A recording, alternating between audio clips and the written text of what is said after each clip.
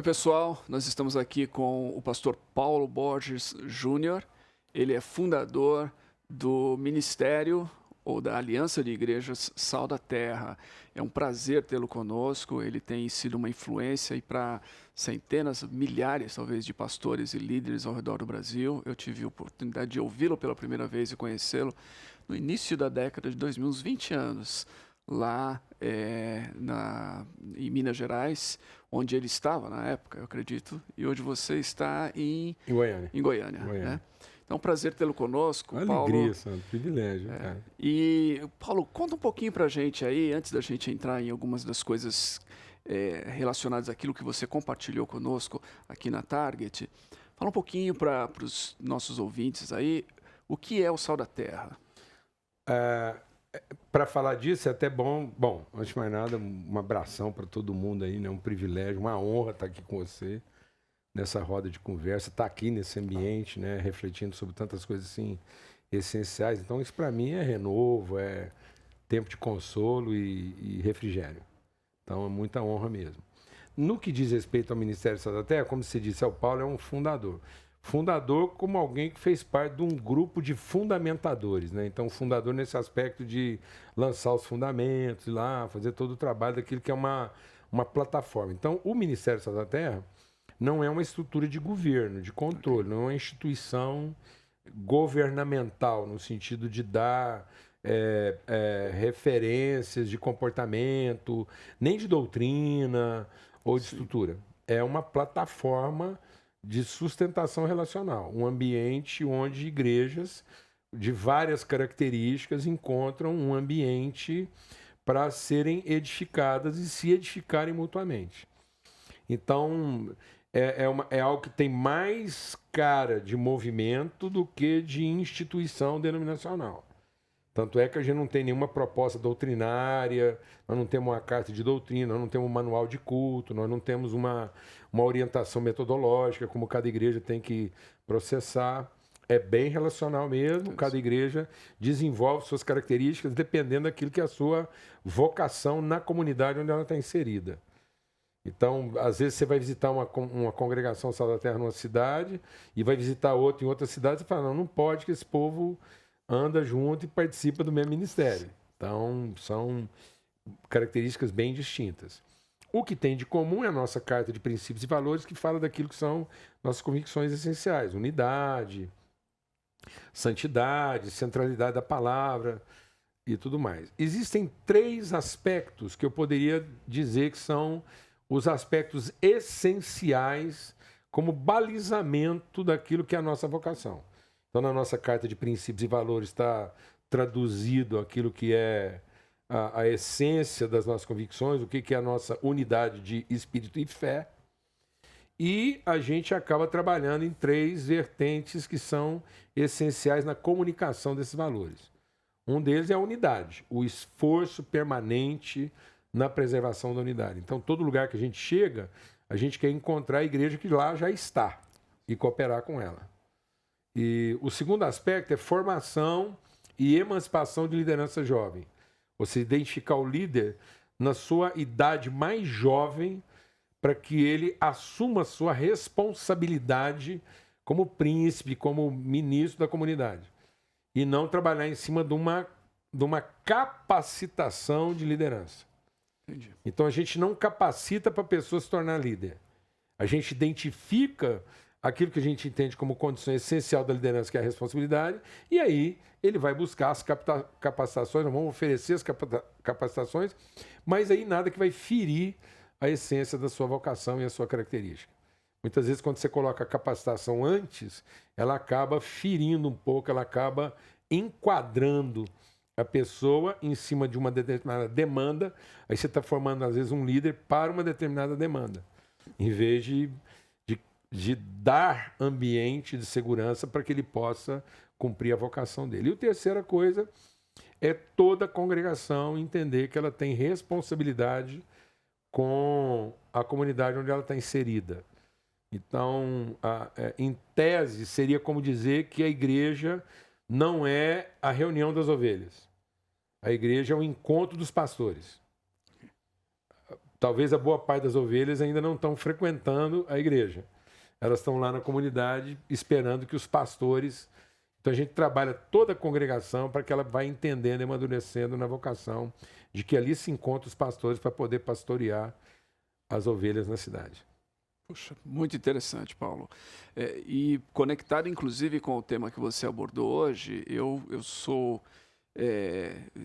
impelido a insistir nessa linha, porque você me faz pensar em várias coisas. O tema abordado foi sobre o futuro da missão. E você falou que é essencial estabelecer bons fundamentos. Você até mencionou que tanto o tolo quanto o sábio podem construir. Você começou falando sobre isso. Exatamente. Então, o processo construtivo, ele não é uma propriedade do sábio. O tolo tem tanta capacidade de construir como o sábio. Então, o tolo não começou uma casa e não deu conta de terminar. Pelo contrário, Sandro. Aí é que eu acho que a gente está tomando aí, numa linguagem bem popular, uma bola nas costas. Né? Um balão. Porque, num certo sentido, o tolo termina a casa mais rápido. Gasta menos e se esforça menos. Então, se a gente fosse olhar pelo aspecto do resultado, o resultado do tolo no processo construtivo é melhor. Porque o que Jesus está chamando de construtor tolo não é o estulto, é o imprudente. Então, ele é um esperto. O tolo é um esperto. Ele percebeu a demanda comercial, ele entrega um produto mais rápido, custa menos, com maior margem de lucro e que exigiu menos esforço. Então, do ponto de vista comercial, o tolo é o cara. E ele entrega um produto que não tem sustentabilidade, então logo aquilo vai acabar, ele tem que repor. Então, ele se beneficia entregando um produto mais rápido, que custa menos, margem de lucro maior e menos esforço. E depois aquilo vai acabar mesmo, ele pode entregar aquele mesmo produto com outro nome. E ele alavanca o processo comercial. Então, isso é uma esperteza. Agora, o sábio, ele vai investir em aspectos subjetivos da construção, que os aspectos são os ocultos, que vão dar sustentabilidade ao processo. Então, a igreja nunca deveria ocupar a nossa ansiedade no seu aspecto viável. A igreja é a única estrutura da humanidade viável de forma eterna. Então a igreja está garantida na eternidade como vontade de Deus. Então, zero ansiedade. Nós não tínhamos que gastar um único minuto da nossa vida preocupado com o futuro da igreja com quanto viabilidade. Sim. Amém? Então nós tínhamos que nos ocupar em discernir todos os aspectos que vão dar sustentabilidade nesse processo. Porque se eu não fizer isso, eu vou apresentar uma fraude, porque eu vou apresentar uma coisa extremamente viável, rapidamente viável, economicamente viável, mas não sustentável. Então a igreja, como proposta de viabilidade, ela se torna a melhor das expectativas e a pior das frustrações. Interessante. Porque a pessoa passa a morar rápido naquela casa, mas é aquela casa que vai significar o colapso da sua vida. Castelo de areia. Pronto. Né? E agora, é interessante isso, porque você diria que talvez seja exatamente aí onde nós, então, falando como igreja, estejamos fracassando em nossa missão, ou seja, está faltando nos construir sobre o fundamento, estamos... Eu gosto de prestar atenção nas palavras, porque as palavras ajudam a gente a significar as coisas de forma... Nós não estamos fracassando. Nós estamos equivocados quanto à nossa missão. E isso vai redundar num fracasso. Ok. Então, o problema é que não é que nós estamos fracassando. Nós estamos equivocados quanto à real missão. Então, a real missão da igreja não é viabilizar. A real missão, a igreja entra no processo da missão no sentido de ser o ambiente onde a missão vai ser cumprida. E onde a missão vai ser cumprida? A formação da pessoa. Então a igreja não é para reunir os entes humanos que estão querendo ser salvos. A igreja é para promover o encontro dos seres humanos que querem cumprir o propósito. Então ele deixou de pensar um ente humano que quer ser salvo, e agora ele pensa um ser humano que quer cumprir um propósito. Então, como é que a forma dele de ser humano contempla o propósito eterno com o qual ele foi criado? Entendi. Então a igreja ela não salva, ela proclama a salvação e oferece o ambiente para que aqueles agora salvos se submetam aos processos que vão fazer com que ele cumpra o propósito. E qual é o propósito? Ele se tornar uma pessoa plena. Uma pessoa que não lida com a comunidade por necessidade ou por interesse. E seria nesse ponto, então, que a igreja se torna um agente para construir essa cultura redentiva que você falou? Pronto. Então, a vocação da igreja não são ações resolutivas. A igreja apresenta um paliativo resolutivo que não é redentivo, porque nós não vamos acabar com o problema em si. Sim. Mas, no ambiente problemático, nós vamos formar pessoas redimidas, pessoas que não sofrem mais a circunstância do problema, mas ela agora é uma pessoa bem resolvida para cumprir nesse ambiente o propósito. Do ponto de vista de uma proposta resolutiva, Jesus é a pior frustração como Salvador.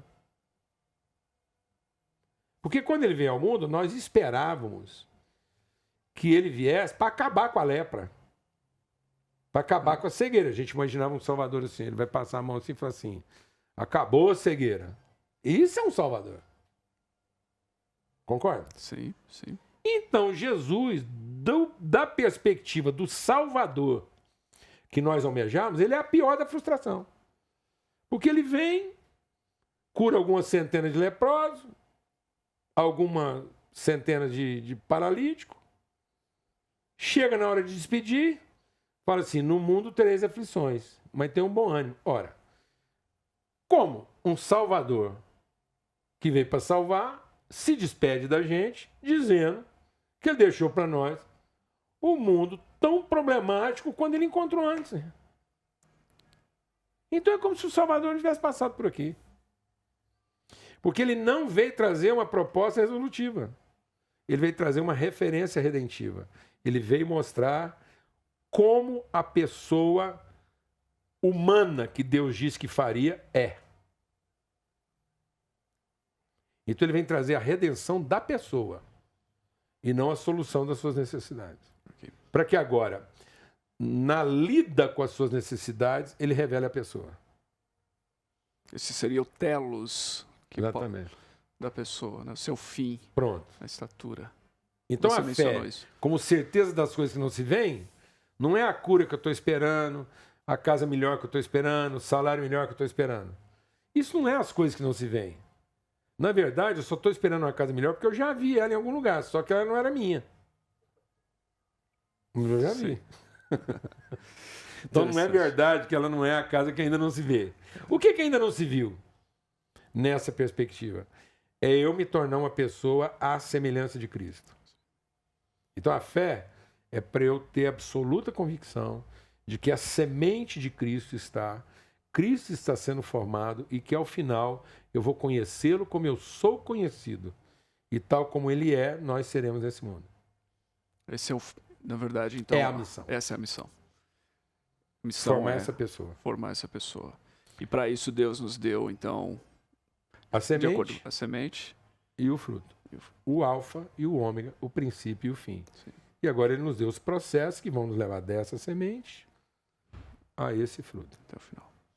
Puxa, muito bom, Paulo.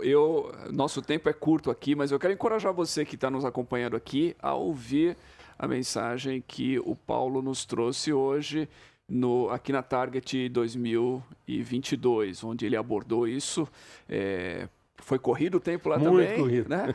Mas ele tocou nisso e eu gostaria que você ouvisse. E ele tem alguns materiais também que você procure, porque você vai realmente ser beneficiado desses conceitos.